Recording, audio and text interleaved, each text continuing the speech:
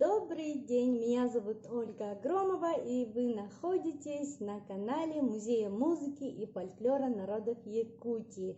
Мы начинаем наш прямой эфир, и он посвящен акции «Ночь музеев 2020». Сегодня мы поговорим о конкурсе «Мой личный дракон». У нас в эфир будут гости из Сунтара, города Якутска, Санкт-Петербурга.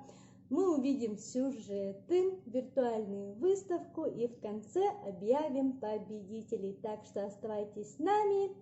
Поехали! И в самом начале нашего эфира я хочу вам показать виртуальную выставку «Мой личный дракон», куда вошли работы наших финалистов.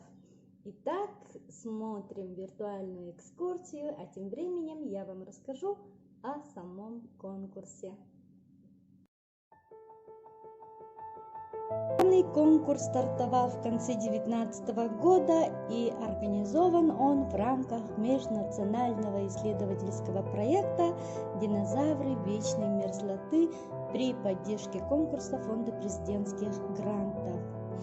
Этот конкурс призван объединить художников в поиске ярких образов якутских драконов, а также их интерпретации в современной визуальной культуре в виде якутских драконов. Конкурс стал импульсом, вдохновившим авторов на современное мифотворчество и создание произведений, которые могут впоследствии стать основой для визуализации бренда. Перед участниками конкурса стояла задача изобразить дракона, максимально воплотив в нем образ из якутского героического эпоса, тем самым обратившись к традиционным якутским легендам о древних чудовищах, о системе мироздания предков народа Саха, о прошлом Земли. Основанием для создания проекта стало сенсационное открытие, сделанное в ходе палеонтологической экспедиции петербургских и якутских исследователей в Сунтарском улусе нашей республики. В результате раскопок были обнаружены кости динозавров. Полученные данные дают нам возможность говорить о совершенно новом явлении – якутских динозавров. В рамках данного проекта «Динозавры вечной мерзлоты» запланированы проведение цикла мероприятий. Это доклады ученых, лекции исследователей якутской культуры, выставка и премьера фильма. Итак, вы только что посмотрели виртуальную выставку под названием «Мой личный дракон». И сейчас я хочу вам показать сюжет, который отправили нам с Сунтарского улуса. Это директор Сунтарской школы номер 3, руководитель эколого-палеонтологической экспедиции школьников под названием «Динозавр», куратор проекта «Динозавры вечной мерзлоты» в Сунтарском улусе Андрей Николаев. Они сделали видеоуроки для школьников, сюжет которого мы сейчас покажем. Здравствуйте, дорогие друзья! Мы вам подготовили два очень интересных урока про динозавров вечной мерзлоты. Тех самых динозавров и млекопитающих, которые более 100 миллионов лет тому назад жили на нашей территории. Об останках динозавров, находящихся в нашей республике Улусе, известно только в узком кругу людей. Актуальность наших уроков заключается в слабой освещенности информации среди учащихся школ и недостаточным вниманием к краеведению. Таким образом, актуальность урока обусловлена пропагандой экологической культуры среди подрастающего поколения. Останки динозавров и млекопитающих в местности Тета взяты нами в качестве самостоятельного предмета изучения. Мы постараемся объяснить, какие виды динозавров и млекопитающих обитали на территории нашей республики, так называемые полярные динозавры. Целью урока является изучение останков динозавров и млекопитающих, найденных в ходе раскопок Тета, донести информацию про экспедиции из сунтарских динозавров более широкому кругу населения. Задача урока — это комплексное изучение природной среды. Здесь два несомненных плюса: установление связи школьников и ученых, повышение качества образования путем усиления практической направленности обучения и использования в качестве образовательной технологии малоизвестных объектов, которые могут заинтересовать школьников. Благодарим Николая и сразу подключаю нашего второго гостя. Это идейный вдохновитель данного конкурса, специалист музейного комплекса «Россия. Моя история» Елена Васильева. Она расскажет нам, с чего же все это началось, откуда появилась такая идея. Итак, подключаю Елену. Поздравляю всех организаторов и участников конкурса «Мой личный дракон» с Международным днем музеев. Меня зовут Елена Васильева, я сотрудник исторического парка «Россия. Моя история». В прошлом году наш музейный комплекс стал участником и партнером проекта «Динозавры вечной мерзлоты». Хочу выразить большую признательность автору проекта Миле Кудряшовой и всем тем, кто принимал участие в работе над ним. Петру Колосову, Павлу Скучесу и его команде, Дарье Ермолаевой из НК «Саха», Марии Корниловой и всему коллективу Музея музыки и фольклора, которые стали операторами этого конкурса. Коллеги из Музея музыки и фольклора собрали огромное количество рисунков, оценили их и создали виртуальную выставку. На самом деле идея этого конкурса родилась в тот момент, когда мы стали размышлять, а как могли выглядеть якутские драконы. Очень немногие знали о том, что в эпосе Олонхо описан такой персонаж дракон. И, конечно же, нам помогали коллеги из научных институций, из театра Олонхо, из музеев, понять, какую роль играл этот персонаж в сюжете Олонхо, как он выглядел, как он мог выглядеть. И поэтому мы решили организовать этот конкурс для того, чтобы предложить авторам поразмышлять над визуализацией его образа и предложить такую интересную возможность заняться современным мифотворчеством. Я думаю, что конкурс прошел успешно и собрал прекрасную галерею очень интересных, аутентичных образов, представляющих якутских драконов. Я желаю всем всего самого наилучшего, желаю большого количества интересных идей, ярких, прекрасных проектов. И хочу пожелать всем, чтобы один проект всегда рождал другой, и чтобы каждая идея становилась катализатором хороших изменений. Благодарим Елену, вас также поздравляем с Днем музеев. И следующий наш гость – это продюсер НВК «Саха», руководитель документального проекта «Хранители времени» Дарья Ермолаева. Она нам расскажет про информационную работу и про сюжеты и эфиры. Добрый день, Дарья! Я очень рада приветствовать всех участников сегодняшней онлайн-трансляции. Я представляю национальную вещательную компанию «Саха», и мы являемся информационным партнером межнационального исследовательского проекта «Динозавры вечной мерзлоты». Кстати, конкурс «Мой личный дракон» проводился именно в рамках этого проекта. Так и хочется воскликнуть: динозавры в Якутии есть. Действительно, они есть в местечке Тете Сунтарского улуса. И об этом сейчас создается документальный фильм совместно с киностудией «Увидеть море». И я думаю, что режиссер и продюсер этого проекта Мила Кудряшова подробнее остановится на этом. А по поводу конкурса «Мой личный дракон» хотелось бы сказать, что каждая работа была интересна. И я порадовалась, что в нашей республике живут очень творческие люди. Хотелось бы, чтобы победил сильнейший. Я буду держать кулачки за всех, за вас. И хочу сказать, что об этом конкурсе готовится передача в цикле «Хранители времени», и в июне месяце она выйдет в эфир. Я думаю, что через анонсы вы узнаете и сможете посмотреть уже продукцию национальной вещательной компании «Саха». Желаю всем удачи! И сейчас я предлагаю всем посмотреть сюжет, который отправила нам Дарья. Увидев рисунок с драконом на фоне ленских столбов, возможно, кто-то скажет, а разве бывают якутские драконы? Для художника Николая Мочкина эта тема не вызывает вопросов. С детства люблю рисовать. Динозавры и драконы меня всегда интересовали их внешностью. И когда-то жили, ходили по земле, действительно, вот, динозавры. И это очень завораживает и удивляет меня. Николай – автор рисунка, ставшего символом CG-арт-конкурса для художников под названием «Мой личный дракон». Под этим же названием в этом году состоится премьера документального фильма об экспедиции палеонтологов в поисках динозавров Якутии. Родилась идея о том, что необходимо говорить не только о динозаврах, но еще и о мифологической составляющей этой темы о драконах Якутии.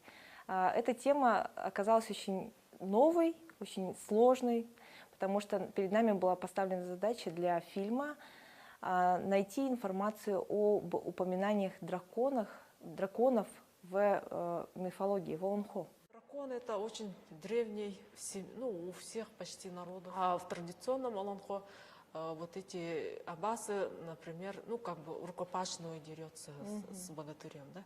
Или в обличии этого трехглавого змея дышит огнем. Художник Николай Мочкин образы этих драконов черпает из массовой поп-культуры, но в будущем у него есть желание создавать облик эпических героев. Есть такие идеи сделать работу в нашем Олонхо. Я со временем готовлюсь к этому. CG-арт — это компьютерная графика, да? То есть это абсолютно цифровое искусство, и не только маститые уже профессионалы, художники, которые работают в этой технике, могут принять участие, но еще и дети, потому что сейчас для каждого ребенка CG — это достаточно близко уже, да? Также будут приниматься от детей рисунки достаточно традиционного нашего формата на бумаге. Следующие наши гости – это наши сотрудницы нашего музея Любовь Помогаева и Туяра Габышева. Они, как никто, знают закулисную работу данного проекта конкурса. И сейчас я подключаю нашу Любу. Здравствуйте, дорогие участники арт-конкурса «Мой личный дракон». Приветствую родителей и руководителей кружков и ИЗО-студий. Надеюсь, вы к нам сегодня присоединились. Дети очень долго ждали результатов. Вот и подошел к концу наш конкурс, который прошел очень интересно. Нам было очень интересно получать ваши рисунки. Рисунки прислали из разных уголков нашей страны, от Москвы до полюса холода. Хочу отметить, что прислали очень много рисунков из ИЗО-студии Дарвиновского музея, школы искусств Амгинского, Сунтарского, Верхневилюйского улусов, а также школьники Момского улуса, города Алдан, Сангарской гимназии. Изначально по положению конкурса возрастная категория была разделена на две группы – взрослую и детскую. Мы детскую разделили на юниоров и младших. В младшей группе участвовали 120 детей, в юниорах участвовали 23, а в взрослой, то есть старшей группе, участвовали 7 человек. На этом у меня все. Всем желаю дальнейших успехов. Спасибо за проделанную работу. Берегите себя и своих близких. Спасибо тебе, Люба, за проделанную работу. И сейчас я хочу подключить нашу Туяру Габышеву. Добрый день, уважаемые зрители! Меня зовут Габышева Туяра, я специалист Музея музыки и фольклора народов Якутии. И в конкурсе «Мой личный дракон» я напрямую работала с экспертной комиссией. с членами жюри мы рассматривали работы по двум направлениям. Это компьютерная графика CG и изобразительное искусство, живопись и графика. И по 3 возрастным группам: младшая, средняя и старшая. Большинство работ это были выполнены в направлении изобразительное искусство, в основном гуашью, акварелью, карандашом, ручкой и художественной пастелью. В младшей группе по направлению ИЗО было принято и рассмотрено 103 работы. В средней группе по данному направлению было принято 10 работ, и в старшей группе 4 работы. По направлению компьютерная графика также отличились младшая группа. Тут было принято самое большее количество работ, это 17. Это очень хорошо, потому что дети, которые приняли участие от 7 до 13 лет, и они выполнили свои работы в CG. Также юниоры были принято 6 работ, и старшая группа рассмотрена 2 работы. Это студентки Якутского художественного училища, очень красивые, качественные работы. И от лица экспертной комиссии хотелось бы сказать, что они были приятно удивлены не только количеством работ, то есть 150 с лишним работ было принято, но и размахом, который обрел конкурс, потому что работы были приняты не только с Республики Саха-Якутия, но и с города Москвы и Ленинградской области, что очень радует. Также члены жюри рассматривали работы не только по качеству работ, но также по идее, по соответствии тематике, и по другим разным категориям, в общем, по 50-бальной шкале. И также члены жюри отметили то, что все работы были выполнены очень качественно, и ребята действительно попытались передать именно суть конкурса, то, что дракон должен быть истинно якутским, то есть драконом, который мог бы проживать в климатических условиях Республики Саха-Якутия. Очень самобытные, очень красочные, яркие работы. И также хотелось бы участникам всем пожелать творческих успехов и напомнить, что сегодня мы также огласим результаты по 2 направлениям. Это компьютерная графика и изобразительное искусство, и 3 возрастным группам.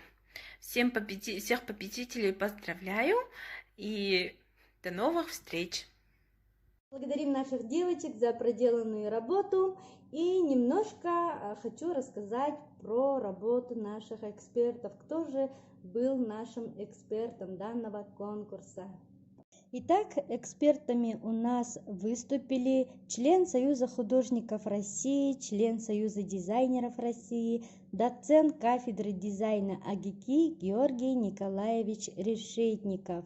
Второй эксперт – это директор Якутского художественного училища имени Романова, заслуженный деятель искусства Республики Саха-Якутия Кирилл Петрович Гаврилев. И третий эксперт – заведующая картинной галереей академика Осипова, член Творческого союза художников России и Республики Наталья Христофорова. В течение 4 часов они рассмотрели около 150 работ. Благодарим наших экспертов за проделанную работу. И сейчас подключение Санкт-Петербурга.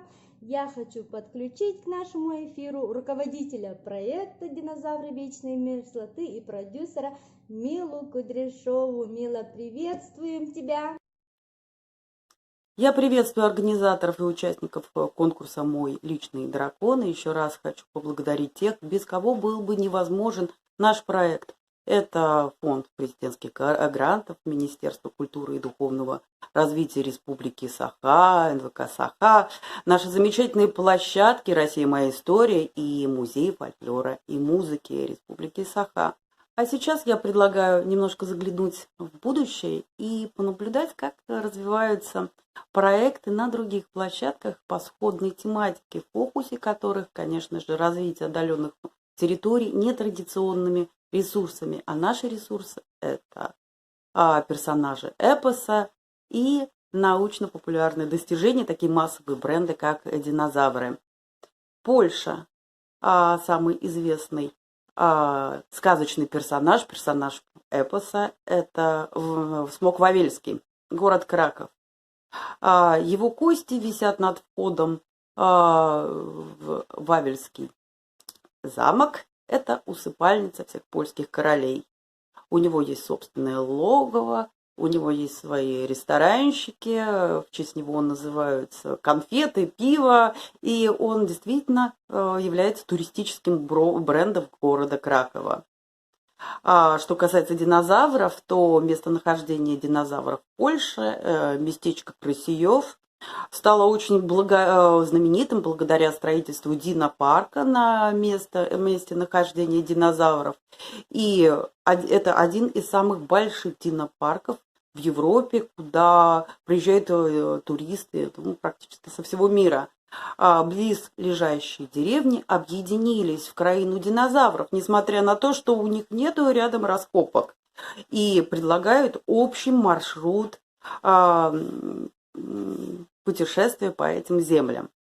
В нашей стране, прежде всего, это Пермский край, это раскопки аханского слона, который ведет музей пермских древностей уже 7 лет, и скоро, я думаю, что для этого слона будет выстроен или свой собственный музей, или отдельный выставочный павильон.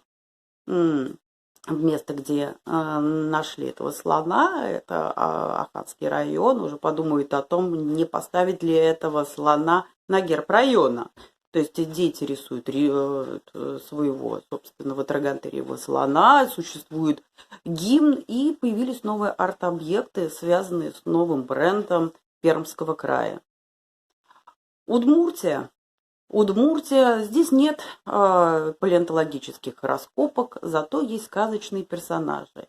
И мифотворчество, и современный эпос расцветает бурным цветом во всех культурных инициативах этого края. То есть они придумывают новых сказочных персонажей, в каждом районе свой, и каждому выстраивается собственная резиденция. То есть то, что мы делаем в проекте «Динозавры вечной мерзлоты», это начало диалога о том, как может развиваться республика, край, отдаленные территории того же самого Сунтарского улуса благодаря находкам динозавров, благодаря великому северному репудиуму, затерянному миру, который был найден в этих краях. В этом году обязательно состоится премьера нашего фильма «Мой личный дракон», где бы я очень была рада видеть всех. И обязательно устроим парад динозавров. Спасибо.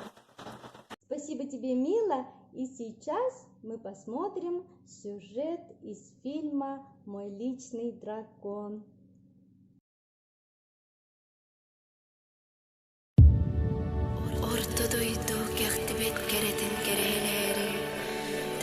Сырдык ыралак, нарын намчы бейлери, тостубат тулурдақ керек болар, төрен ухан, оларын аспыттара болуй, болонқо дойдудугар.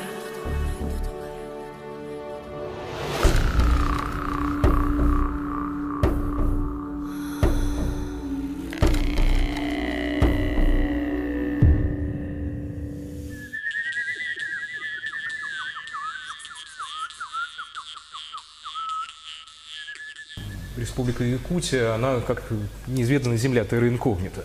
Очень много районов, куда сложно добраться, где были только геологи. Но на территории Якутии много отложений древних пород подходящего возраста. Это мезозой, это в то время, когда жили динозавры. Перспективы есть. Мы изучаем не просто динозавров отдельных, мы изучаем целый мир, который жил вместе с ними. По-другому можно сказать, что мы изучаем динозавровые фауны.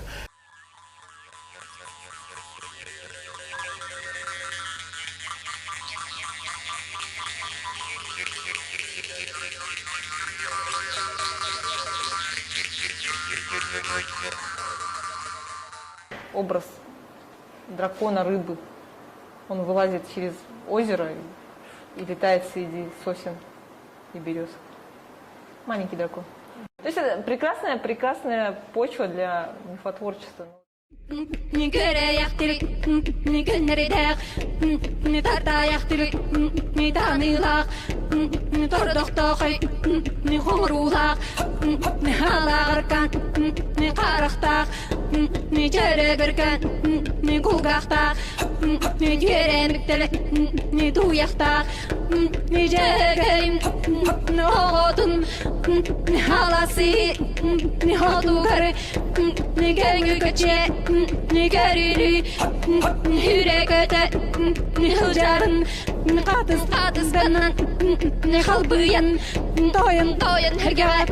Я хотела узнать, вот конкретно вот это существо, вот этот дракон, на какого динозавра, реального динозавра похож?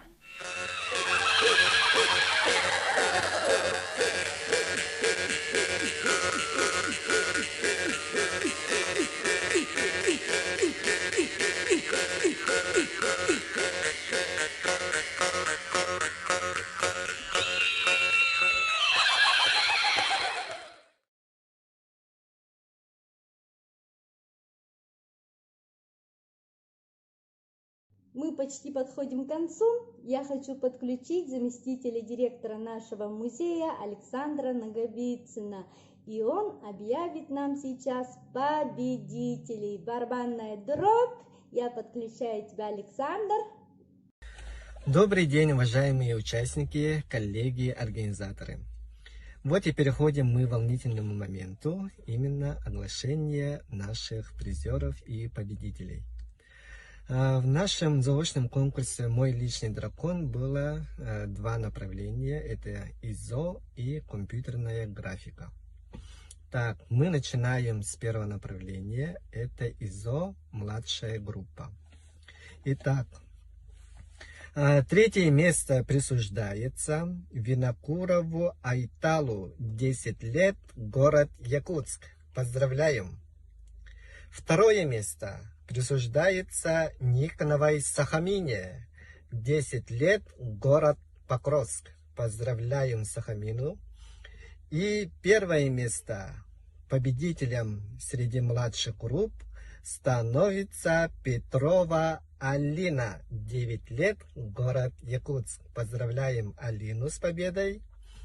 И переходим к юниорам. Среди юниоров третье место занимает Попова Туяра, 14 лет, город Якутск. Второе место Воробьева Александра, 13 лет, город Москва. И первое место победителем Саврильева Евгения, 17 лет, село Сунтар. Поздравляем Евгению с победой. И переходим к старшим группам. Да? Третье место вручается Ильиной Варваре, город Нюрба. Второе место Сысолятина Мария, город Мирный. И первое место занимает у нас среди старших групп Игнатьева Кыдана, город Якутск. Поздравляем Кыдану с победой. И теперь переходим к второму направлению. Это у нас компьютерная графика, младшая группа. Среди младших групп у нас третье место занимает Рожина Юля, 12 лет, город Якутск. Второе место у нас присуждается Ивановой Айсене, 11 лет, село Сунтар. И первое место у нас становится Васильева Илона, 13 лет, село Сунтар. Поздравляем Илону с победой. И сейчас у нас юниоры, да? Юниоры компьютерная графика. Третье место присуждается Егоровой Саине, 17 лет, город Якутск. Второе место Анисимова Руслана, 14 лет, город Вилюйск. И первое место среди юниоров у нас становится победителем Дичковский Владлен, 14 лет, Усть-Алданский Улус. Поздравляем Владлена с победой. И старшая группа. У нас только один победитель. И первое место занимает Свинобоева Вилена, город Якутск. Поздравляем Вилену с победой. И вот мы огласили всех наших призеров и победителей. И всех поздравляю, всех участников и всех призеров и победителей, что вы участвовали в нашем конкурсе. И желаю дальнейших творческих успехов. И берегите себя и своих близких. До новых встреч. До свидания. Поздравляем всех победителей и напишем вам в личных сообщениях. И теперь хочу показать, что за призы. Итак, фирменный пакет. И в пакете каждому победителю грамота. Сертификат абсолютно всем участникам мы вышлем на вашу почту, email-почту. А значок фирменный, футболочка и, конечно же, сертификат от Адарича на энную сумму. И еще раз хочу поздравить всех победителей, ждите от нас сообщений.